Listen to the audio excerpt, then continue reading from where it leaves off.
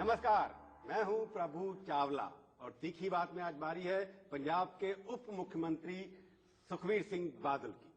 आपका स्टूडियो में बहुत बहुत स्वागत है। Thank you. एक चीज बताइए, आप कितने साल से डिप्टी चीफ मिनिस्टर हैं? कोई 2 साल से। 2 साल से हैं। और आपको लोग कहते हैं वोट क्यों दें? कोई एक चीज बताइए मेरे को, 2 चीज बताइए कि सुखबीर बादल जब से आए हैं तब से ये परिवर्तन हुआ है और यंग जनरेशन में हमारा विश्वास है, क्यों देंगे वोट आपको? Administrative reforms, right to service acts, power projects, expressways, complete जो विकास हमारा एजेंडा, सरकार का एजेंडा, पार्टी का एजेंडा विकास है। पर लोग कहते हैं कि आपकी जब से ये की आपका जो पार्टी है उसमें सिवाय पार्टी का नाम तो अकाली दल है, परंतु अकाली दल का नाम बदल करके जो है आपके विरोधी जो कहते हैं इसका नाम होना चाहिए मैसर्स बादल एंड कंपनी। ये परिवारवाद ज्यादा है। विकास तो आपने किया है या नहीं किया उसके ऊपर भी मैं आपसे सवाल पूछूंगा, परंतु ये लगता नहीं कि पार्टी जो है रीजनल पार्टी आपकी सिर्फ परिवारवाद के नाम पर चल रही है। कौन सी पार्टी देश में फैमिली नेम पे नहीं चलती? जयललिता ले लें, कांग्रेस ले लें। जयललिता की फैमिली नहीं है, फैमिली वो है ना, कांग्रेस है। सब पार्टी एक ब्रांड के ऊपर चलती है। और जो अकाली दल है वो परिवारवादी पार्टी नहीं है। अकाली दल सबसे सेकंड ओल्डेस्ट पार्टी है। इसके प्रेसिडेंट रहे हैं मास्टर तारा सिंह, संत फतेह सिंह, लौंगोवाल साहब भी रहे हैं, तलवंडी साहब भी रहे हैं, मेरे पिता रहे हैं। मेरे पिता के बाद पार्टी ने डिसाइड किया मुझे, और मेरे बाद कोई और बन सकता है। ये कोई फैमिली नहीं है जैसे गांधी फैमिली है, वो तो गांधी एक्सट्रेडिशन चलती रहती है। यहाँ जो पार्टी हमारी जो कमेटी है, जो हमारी डेलीगेट सेशन है, वो डिसाइड करता है। मेरे बाद पिता के पहले और कोई प्रधान था। ये आपने कहा ब्रांड के नाम से चलती है, आपको लगता है कि बादल एक ब्रांड है जिसके नाम से वोट मिलते हैं? प्रकाश सिंह जी बादल वो एक ब्रांड बन गए हैं पंजाब के, क्योंकि उन्होंने पूरी जिंदगी उन्होंने जनता की सेवा की है। पूरा मतलब पंजाब का कोई गांव नहीं है, कोई शहर नहीं है जहां वो आप ना गए हो।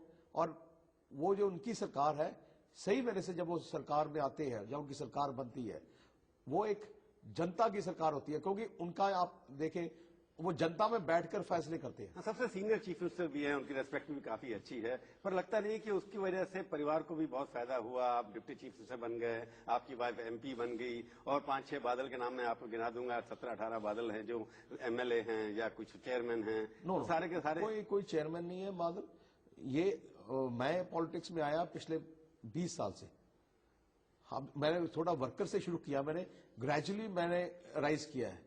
मैं पहले एमपी भी बना, मिनिस्टर सेंटर का भी बना, उसके बाद मैंने राज्यसभा में भी आया, लोकसभा के इलेक्शन में मैं लड़े, जीते और हारे, ये सब एक्सपीरियंस मैंने देखा है। और अब उसके बाद मैं जो लास्ट ईयर जो ये इलेक्शन था, वो कैंपेन को लीड भी मैंने किया था। अभी भी आप लीड कर रहे हैं? अभी नो, लीड तो मैं कर रहा हूँ एज पार्टी प्रेसिडेंट। पर आपको फायदा तो होगा प्रकाश सिंह जी के नाम का, क्योंकि वो रेस्पेक्टेड हैं, उनकी गुडविल का फायदा बेटे को तो होता है ना? बहुत होता है। पहली बार होता है, not the second time, not the third time. क्योंकि पहली बार आम आदमी को वो पिता के नाम पर वोट मिल जाती है। बहुत लीडर हैं देश में जो लॉन्च होते हैं, सब लॉन्च होते हैं। अखिलेश यादव है, उमर अब्दुल्ला है। एक बार पिता के नाम पे लॉन्च हो जाता है और हजारों बच्चे पॉलिटिशियंस के जो फेड आउट हो जाते हैं। सेकेंड थर्ड टाइम परफॉर्मेंस पे वोट मिलती है उसके। एंड अगर वो परफॉर्म करेगा वो एग्जिस्ट करेगा, अगर नहीं परफॉर्म करेगा ही विल फेड अवे। पर उसमें ये भी है ना कि जैसे परिवार के नाम से आपको सत्ता में आए, जैसे आप एसेट अमरिंदर सिंह जो आपके विरोधी हैं इस वक्त, उन्होंने एक मेमोरेंडम दिया है कि आपके एसेट जो हैं 50 लाख रुपए पर महीना बढ़ गए 2009 से लेकर के 2011 के अंदर। जब आपने पहले डिक्लेयर किया था 57 करोड़ या 54 करोड़ और 74 करोड़ के ग्रॉस एसेट डिक्लेयर किए हैं। आपकी वाइफ के 3 करोड़ के थे और वो 14 करोड़ के हो गए। तो इसका कहीं आपको वो उनका कहने का मतलब है कि आपने सत्ता के माध्यम से इतना सारा पैसा बना लिया। ऐसा है, ये हमारी इनकम टैक्स रिटर्न में है। इनकम टैक्स रिटर्न में कोई वो ब्लैक मनी नहीं होती। कैप्टन अमरिंदर सिंह को मालूम ही नहीं है कि इनकम टैक्स रिटर्न में क्या होता है। इनकम टैक्स रिटर्न में जो हमारी प्रॉपर्टी 97 में जो 2007 में डिक्लेयर की थी, आज भी वही प्रॉपर्टी है, पर उसकी मार्केट वैल्यू आज बढ़ गई है। ये उनको मालूम नहीं है। उन्होंने क्या किया, आपने देखा उनकी स्टेटमेंट? इतनी झूठ बोला उन्होंने बोला जो पटियाले का पैलेस महल जिसमें रहते हैं उसकी उन्होंने वैल्यू डिक्लेयर की है 2 करोड़। उन्होंने मार्केट वैल्यू डिक्लेयर करने रहे वो मार्केट में नहीं। हम जो लॉ है, हम लॉ अबाइडिंग है। हर साल जब मार्केट वैल्यू इंक्रीज होती है तो इनकम टैक्स रिटर्न में आपको इंक्रीज कर देनी पड़ती है। तो आप क्या कहना चाहते हैं कि अमरिंदर सिंह के अकाउंट्स नहीं जानते क्या? मैं तो देखता हूं 2 करोड़ की अब उन्होंने बात की है। मैं तो बोल रहा हूँ कि पंजाब सरकार 10 करोड़ दे देगी उनको और वो पैलेस ले लेगी लेना चाहे तो ये झूठ बोलने की पॉलिटिक्स यहां नहीं चलेगी। आपको मालूम है कि पिछले इलेक्शन में उन्होंने एक हुआ किया था कि बादल साहब के साथ 3500 करोड़ की जायदाद है। उन्होंने नाइट क्लब किया था आपके खिलाफ, उनको नाइट क्लब, शी फार्म, मुझे लगता है दुनिया के कोने में हर जगह में हमारी प्रॉपर्टी लिखा दी। उन्होंने 5 साल जब चीफ मिनिस्टर है और कोई काम नहीं किया पंजाब में। पंजाब का विकास, पंजाब की डेवलपमेंट खत्म हो गई थी। एक एजेंडा था कैप्टन अमरिंदर सिंह का कि बादल साहब के खिलाफ वो जो लिस्ट दी है मैंने प्रूव करनी है। 5 साल के बाद उन्होंने अपनी जो चार्जशीट हमारे पर की 3500 करोड़ से कम करके 76 करोड़ की उन्होंने हमारे खिलाफ चार्जशीट सबमिट की, वो भी ओवर इन्फ्लेट करके, जिसमें कोर्ट्स में केस गया और हम एक्विट हुए। ये जो अमरिंदर सिंह की जो पॉलिटिक्स है वो बेसिकली है कि आप throw mud on the wall, something will stick. पर एक बात तो है उनकी बातों में, ये कहते हैं जी चीफ मिनिस्टर की चॉइस है, जैसे आप हैं, पर उनका क्या आप चॉइस करना चाहते हैं 90 साल के चीफ मिनिस्टर का या यंग चीफ मिनिस्टर, जो वो खुद से यंग अपने आप को मानते हैं? इसलिए मैं पूछ रहा हूँ। मैं हैरान हूँ, चीफ अमरिंदर सिंह अपने आप को यंग मानते हैं। वो सुबह कितने बजे उठते हैं? 11 बजे उठते हैं। शाम को 5 बजे आप सबको मालूम है कि वो क्या करते हैं। शाह प्रकाश सिंह बादल, जिनको वो 90 ईयर्स का बोल रहे हैं, सुबह 5 बजे जागते हैं, रात के 10-11 बजे तक किसी गांव में, किसी शहर में या ऑफिस में होते हैं। यंग कौन है? वो आदमी जो 24 घंटे 18 घंटे काम करता है, या कोई यंग वो है जो 6 घंटे काम करता है? और दूसरी बात, हमारी तो कॉम्बिनेशन है। शाह प्रकाश सिंह बादल को 90 ईयर्स बोलता है, मैं तो 50 ईयर्स हूं, मैं डिप्टी चीफ मिनिस्टर हूं। सो पंजाब को बहुत यंग एंड एक्सपीरियंस दोनों मिल गया। तो अमरिंदर सिंह आप पे चैलेंज तो आपको करिए ना, क्योंकि उनके नाम से वोट मिलते हैं, जैसे अमरिंदर सिंह भी ब्रांड है बादल साहब की तरह। अमरिंदर सिंह को एक पूछना चाहिए कि पिछले 5 साल में जब वो ऑपोजिशन में रहे, 4.5 साल कहां रहे? पंजाब में तो देखे नहीं। He is non resident Indian की जगह नॉन रेजिडेंट पंजाबी है, वो रहते नहीं पंजाब में। मैं आपने एक बात कही कि आपने डेवलपमेंट किया, विकास किया, राइट, आपने एक्सप्रेशन की बात की, आपने रोड डेवलपमेंट की बात की, इंफ्रास्ट्रक्चर की बात की। पंजाब में अभी भी पावर शॉर्टेज थी ना पीछे के दिनों के लिए काफी रही। क्या नई चीज, एक चीज ऐसी बता दीजिए जो आपको लगे कि आपने विकास के नाम पे पर कैपिटा इनकम आपकी बढ़ गई, या पर कैपिटा पावर कंजम्पशन बढ़ गई, या आपके यहाँ लॉ एंड ऑर्डर थोड़ी लोग कहते हैं खिलाफ थोड़ा एक्सट्रीमिज्म आ गया दोबारा से वहां पर? मैं बताता हूं, पूरे 5 साल में या अगर revenue generation, captain 2 governments parallel चली हैं। कैप्टन अमरिंदर सिंह 2002 से 2007, 2007 से 2012 तक शाह प्रकाश सिंह बादल की गवर्नमेंट।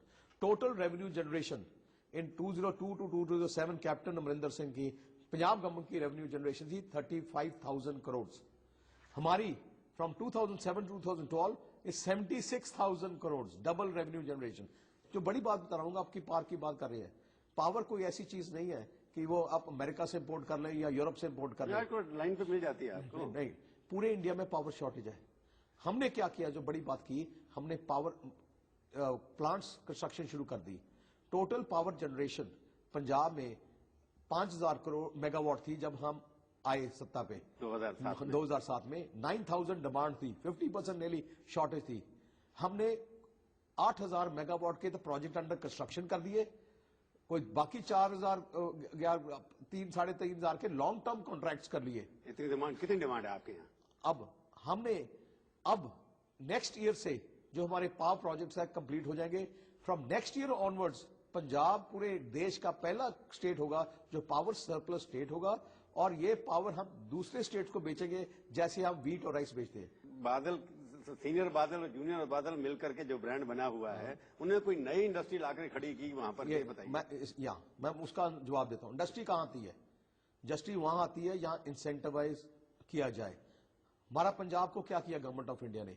गवर्नमेंट ऑफ इंडिया ने एक हमारा स्टेट लैंडलॉक स्टेट है, एक साइड पाकिस्तान है, दूसरी साइड जम्मू कश्मीर है जो डिस्टर्ब स्टेट्स है, उसके साइड में है हिल स्टेट्स।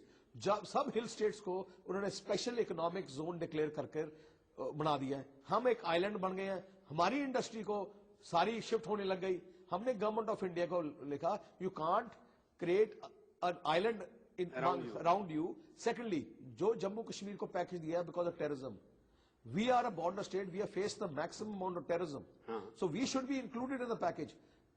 कारण हमने देखा कि ये हमारी बात सुनते नहीं है. उन्होंने ये आइलैंड क्रिएट कर रखा. और दूसरी बात, इंडस्ट्री का हमने सोचा कि अब इंडस्ट्री के लिए हम कैसे इंसेंटिवाइज करें. हमने बोला कि हम लैंडलॉक हैं, so only way to connect Punjab to rest of the world is get international airports, make Punjab power surplus, get expressways, get the best infrastructure.